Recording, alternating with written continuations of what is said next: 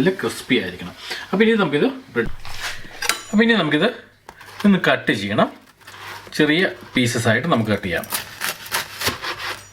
ഇത് കട്ട് ചെയ്യുമ്പോൾ നല്ല ക്രിസ്പി ആയിട്ടുള്ള സൗണ്ട് നമുക്ക് കേൾക്കാം. അതുപോലെയാണ് എനിക്ക് മാത്രം നല്ല ടേസ്റ്റ് ഉണ്ടാവുള്ളൂ.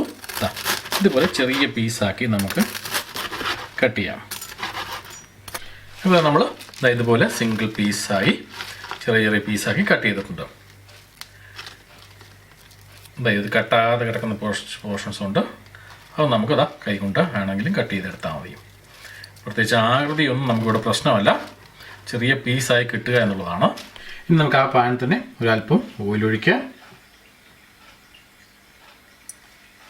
അപ്പോൾ എണ്ണ ഒന്ന് ചൂടായി വരുമ്പോഴത്തേക്ക് നമുക്ക് അല്പം കടുക് ഇതിലേക്ക് ഇട്ട് കൊടുക്കാം. അതുപോലെ തന്നെ അല്പം ജീരകം ഇതിൽ കൂടി ഇടാം. ഇത് രണ്ടും കൂടി നമുക്കൊന്ന് ജസ്റ്റ് ഒന്ന് പൊട്ടുന്ന പോലെ ഒന്ന് വെയിറ്റ് ചെയ്യാം. ഈ കടുകും ഈ